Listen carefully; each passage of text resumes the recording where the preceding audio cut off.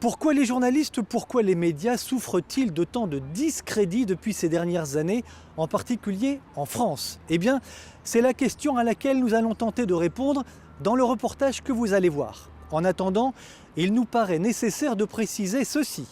Nous avons téléphoné à TF1, à LCI, à BFM TV, à RTL et à Europe 1. Aucun des journalistes que nous avons approchés n'a accepté de répondre à nos questions. Je ne pense pas que tous les journalistes soient des menteurs, loin s'en faut. Je pense que beaucoup de journalistes, y compris dans la grande presse, essayent de faire ce qu'ils peuvent. On nous lobotomise avec les médias, ils sont accrédités avec l'État, ils sont subventionnés avec l'État, on leur dit de dire en fin de compte ce qu'on veut entendre, quoi. C'est le sentiment que vous avez vraiment? Complètement. La culture générale, de la part de pratiquement la grande majorité des journalistes aujourd'hui, laisse pleinement à désirer. C'est toujours pareil, on retrouve toujours les mêmes qui sont là pour tenir les réseaux de télévision et de radio afin de manipuler le peuple. Par exemple, Donald Trump n'a été élu par aucun Américain, parce qu'il n'y a pas un Américain qui aime Donald Trump. La multiplication des chaînes d'information continue a montré aussi que ces chaînes-là ne faisaient pas de l'information, mais faisaient très souvent du spectacle.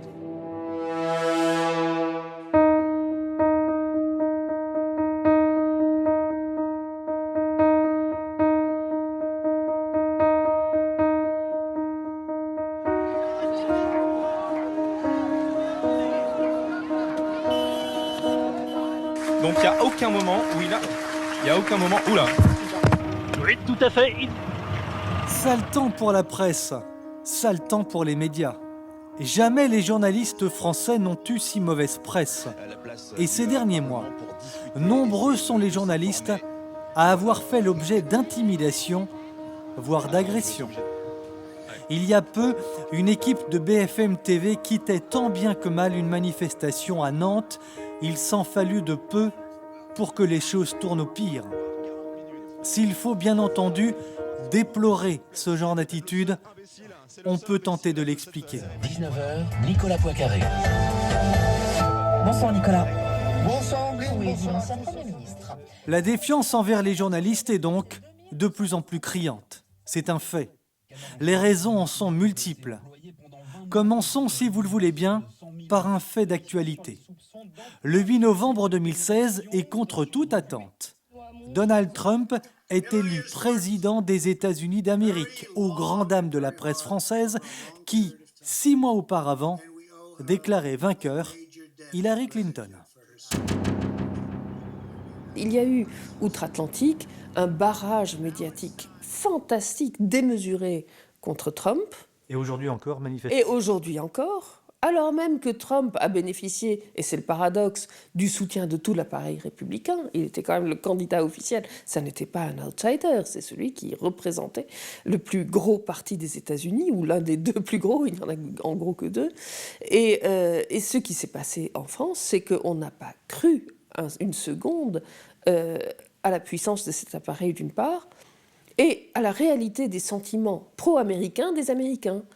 Ça, être nationaliste, dans tous les sens du terme, les meilleurs comme les pires, c'est quelque chose qu'on n'imagine même plus en France dans la grande presse. Quand on entend les médias français, on entend dire que toute l'Amérique est dans la rue contre Donald Trump, ce qui est quand même un peu compliqué, puisque une belle part, la moitié des Américains, ont quand même élu Donald Trump. Donc oui, il y a là une entourloupe, si vous voulez, et il y a une hyperbole, et puis le sentiment personnel d'une très grande partie de la classe médiatique française qui est clairement orientée à gauche. Cet avis est également partagé par cet homme. Il s'appelle Martial Bild, il est directeur de la rédaction de TV Liberté.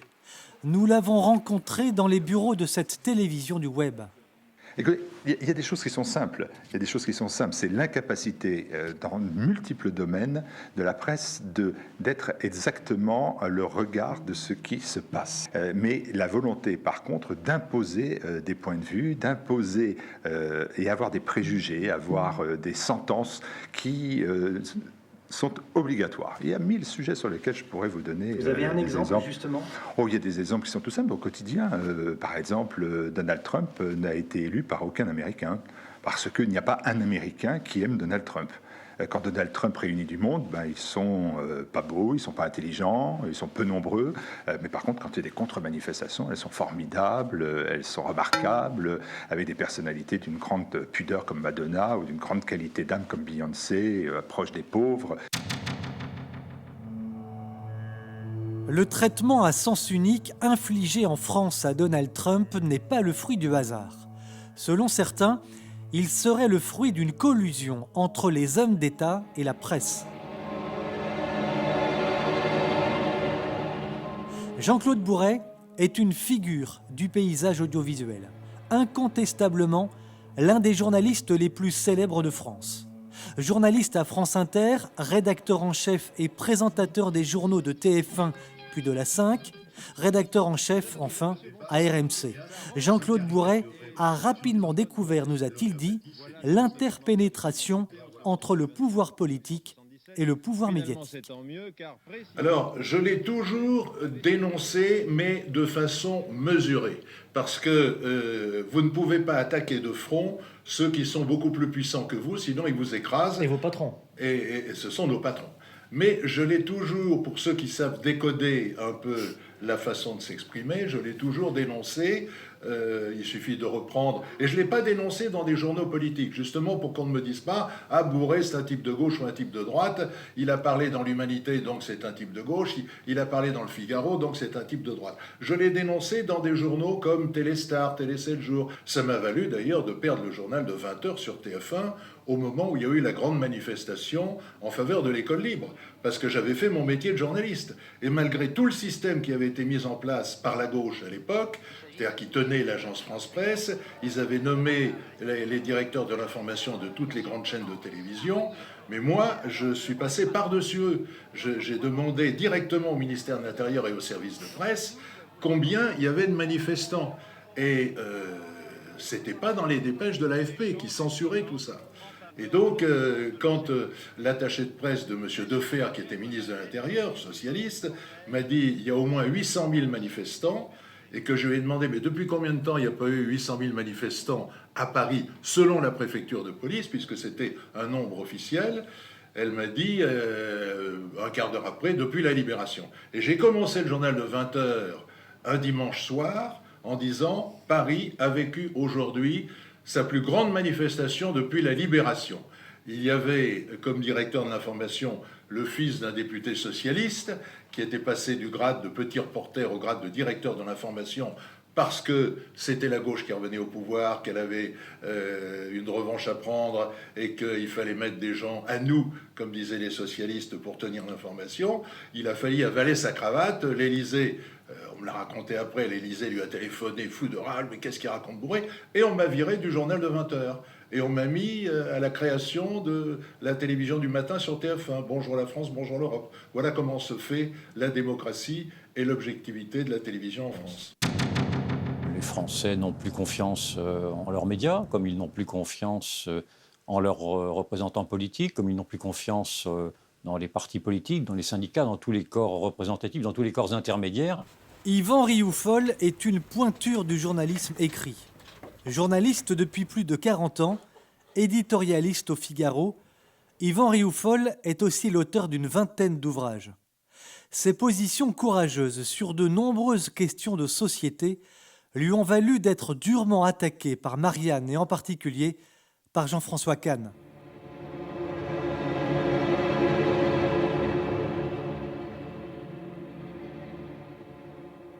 Pour ce journaliste très expérimenté, la presse, dans sa presque quasi-totalité, est en décalage total avec la réalité. Mais simplement, les médias ne savent plus s'adresser à leurs lecteurs ou à leurs téléspectateurs. Enfin, une partie des médias ne savent plus s'adresser à leurs lecteurs et à leurs téléspectateurs, parce qu'il me semble, mais ça c'est une vieille constatation que je fais depuis maintenant 20 ou 30 ans, que les médias sont atteints d'idéologisme, si je puis me permettre ce mot horrible, c'est-à-dire que les médias s'aveuglent volontairement pour préserver une sorte de doxa, de politiquement correct, qui ne correspond plus du tout à ce que vivent les gens.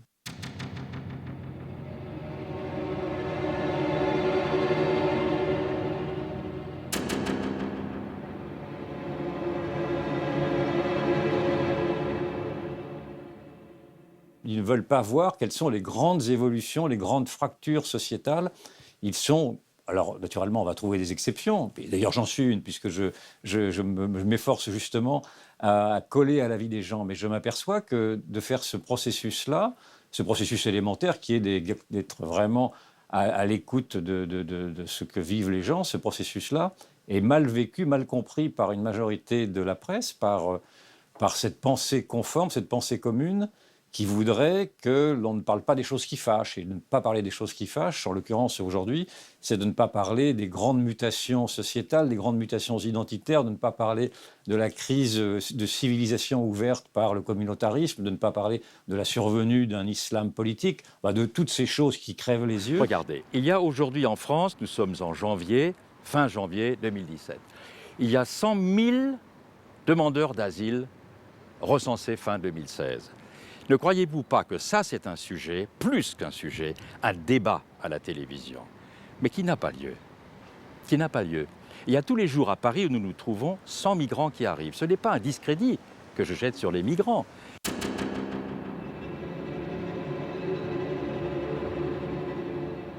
Mais savoir où vont ces gens-là, on va en faire quoi?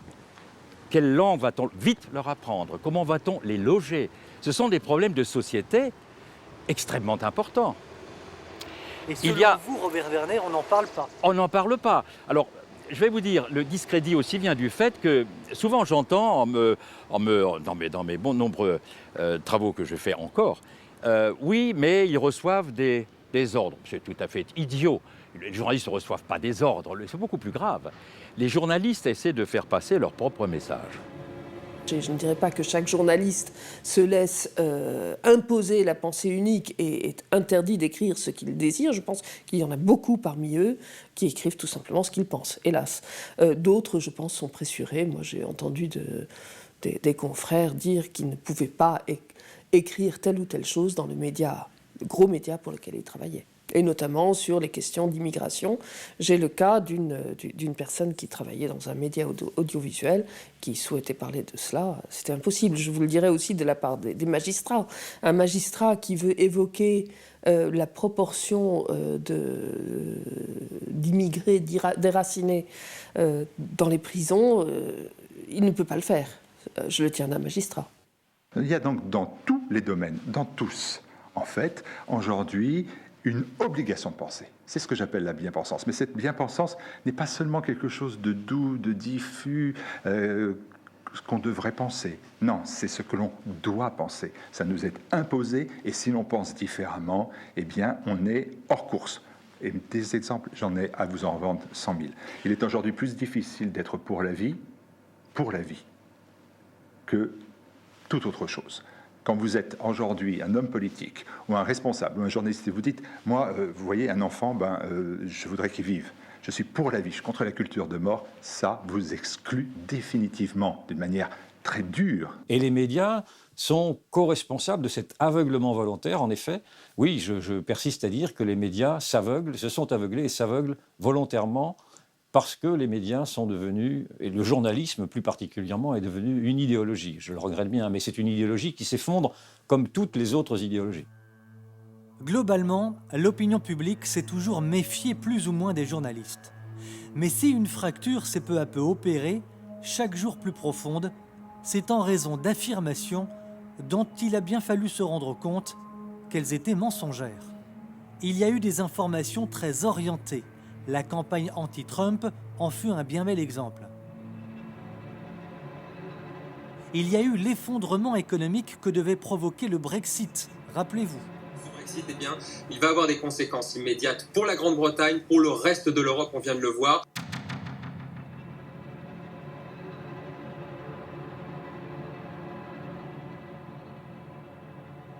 Dans les campagnes d'information à sens unique, il y a eu le traitement sur la presque totalité du dossier syrien.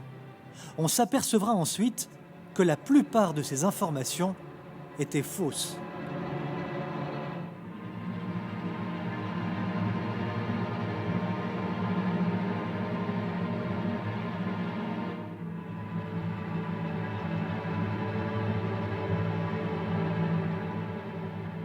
Il y a eu les campagnes anti-Poutine et l'ostracisme jeté systématiquement par quasiment toute la presse sur le chef d'État russe. Selon Frédéric Pons, le discrédit sur les médias s'est opéré à partir de deux événements majeurs, la guerre du Golfe et l'invasion de l'Irak. Je pense notamment à la première guerre du Golfe en 1991, à 2003, l'invasion de l'Irak, les bobards d'or colportés par la presse américaine, repris par la presse européenne, ont montré à l'opinion publique qu'on lui racontait à peu près n'importe quoi. C'est progressivement, quand les grands médias américains présentés comme des modèles, notamment dans la presse internationale et dans la presse française, quand ces grands médias américains ont reconnu qu'ils s'étaient trompés ou qu'ils avaient trompé sciemment leur lectorat, l'opinion américaine pour pouvoir faire la guerre à Saddam Hussein, quand tout ça s'est su, eh bien beaucoup de journalistes d'une part, mais aussi de consommateurs de médias dans l'opinion publique sont tombés de très haut. C'est un cas très concret de manipulation de l'opinion à travers les médias.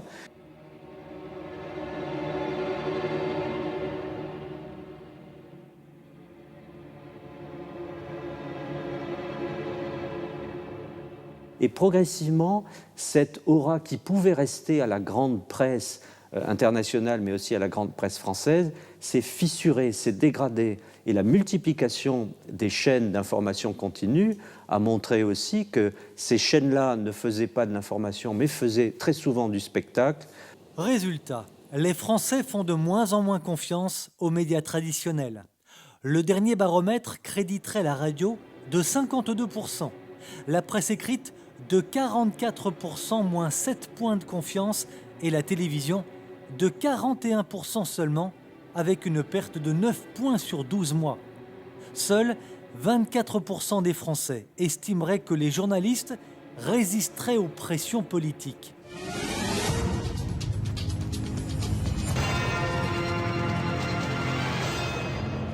Pour constater cette défiance, allons dans la rue.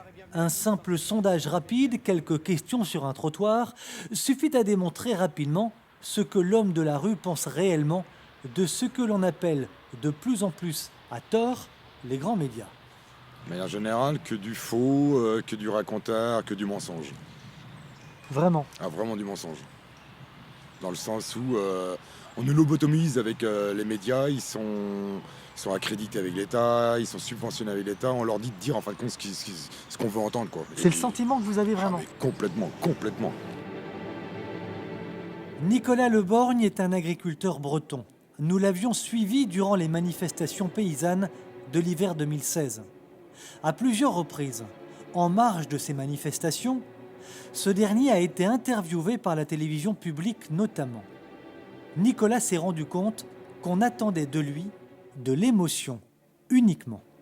Je me suis aperçu que certains médias voulaient me faire dire des choses qui étaient sans doute à faire pleurer le monde, mais qui ne faisaient pas avancer, qui n'étaient pas constructives dans ce que vraiment je voulais aller quand j'ai eu face aux médias, quoi. Moi, j'ai essayé d'avancer, puisque je suis quand même dedans tous les jours, de faire avancer et montrer aussi aux gens qui sont derrière le téléviseur comment c'est réellement cette profession, comment ça se passe. Et ça, ça a été occulté, quoi. Nicolas Le Borgne, est-ce que vous avez des amis agriculteurs qui ne veulent plus parler aux journalistes aujourd'hui? Bah oui. Alors, beaucoup, oui, les 3/4 maintenant. Je vais même dire 80%. Oh, mais oui, 90%.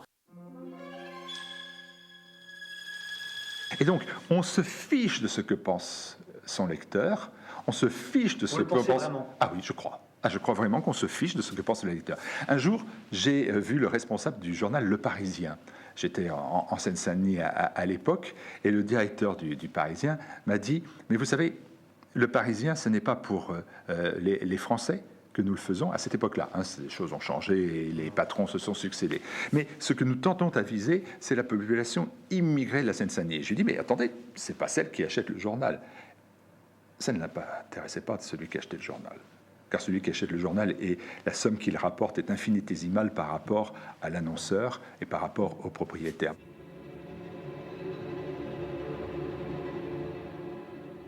Pour Robert Werner, ancien rédacteur en chef à TF1, il y a un autre élément expliquant le discrédit dont souffrent les journalistes, leur culture générale, souvent inexistante. La culture générale. de la part de pratiquement la grande majorité des journalistes aujourd'hui, laisse pleinement à désirer, tristement à désirer. Aller dans une salle de rédaction et demander à des journalistes quelles sont les 5 républiques. Demandez-leur ce qui s'est passé sous la Commune de Paris et pourquoi la Commune de Paris. Parlez-leur des guerres de Vendée. Parlez-leur de Valmy, la Première République. Parlez-leur de la Saint-Barthélemy. C'est le vide. Et souvent, on vous dit, c'est arrivé il n'y a pas longtemps, mais Robert, c'est plus de notre génération. Alors, ce n'est pas la peine d'être journaliste. Quand on est journaliste, on est un curieux insatiable. Il me semble que les journalistes, pour les côtoyer, sont tous quand même formatés. Ils sont tous dans un moule. Ils disent tous peu ou prou la même chose, ou en tout cas, ils veulent voir la même chose peu ou prou. Donc, je pense que les écoles, la formation journalistique, les écoles de journalisme, Sciences Po, les grandes écoles de ce type, en effet, inculquent une pensée toute faite à des jeunes élèves qui n'ont pas, moi je suis surpris de le voir, qui n'ont pas appris à exercer leur esprit critique, ce qui est quand même élémentaire. Alors le but, évitons de tomber dans des théories du complot. Le fait est que la gauche a très bien compris que le combat culturel est le premier des combats à gagner si l'on veut s'imposer dans une société, et quel meilleur moyen que celui des médias. Donc je pense qu'il y a eu certainement une volonté délibérée d'asseoir le pouvoir de la gauche très largement dans les médias.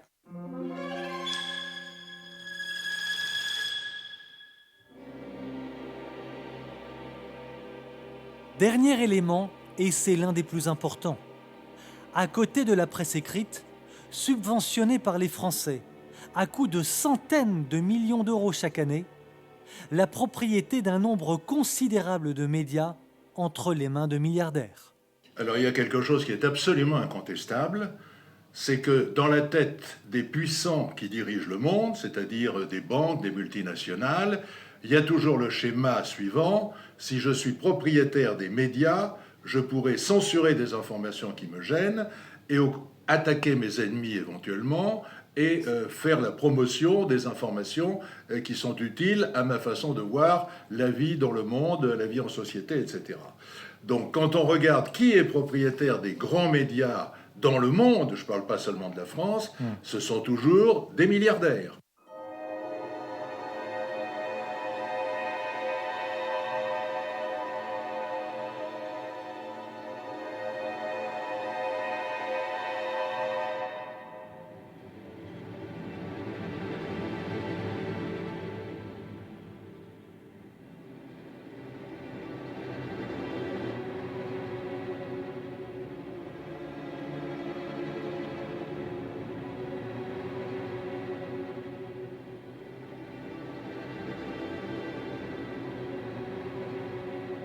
C'est jamais une association de petits journalistes ou d'associations de lecteurs, d'auditeurs ou de téléspectateurs.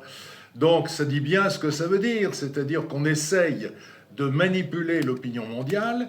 Et vous me demandiez tout à l'heure pourquoi il y a cette espèce d'attaque contre les journalistes professionnels. C'est parce que maintenant, une majorité de plus en plus importante d'auditeurs, de téléspectateurs et de lecteurs comprend très bien que les journalistes, quelquefois sans qu'ils en soient conscients, que les journalistes sont à la solde de ces multinationales.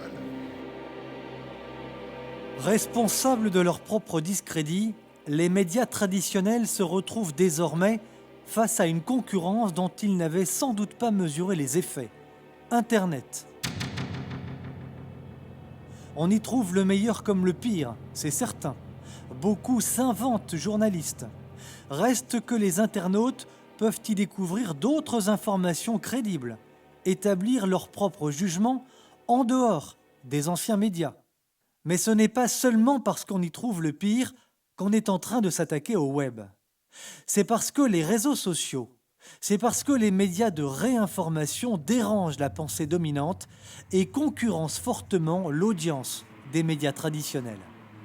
Il ne s'agit pas de fustiger l'ensemble des journalistes, car certains font remarquablement leur travail.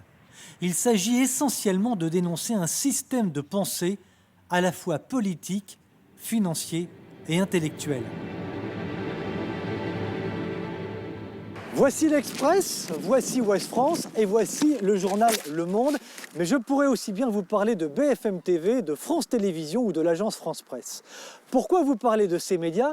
Tout simplement parce qu'ils ont décidé de faire la chasse sur le net aux informations qu'ils jugeront mensongères. Désormais, toutes les informations non conformes à leurs critères seront systématiquement attaquées, discrédités et pourquoi pas condamnés. Pourtant, largement discrédités eux-mêmes, on l'a vu, par le public, par les Français. Ces gros médias qui vont désormais se faire juges et autocenseurs, ils ne reculent décidément devant rien. Alors on peut le dire, la liberté d'expression en France a de bien mauvais jours devant elle.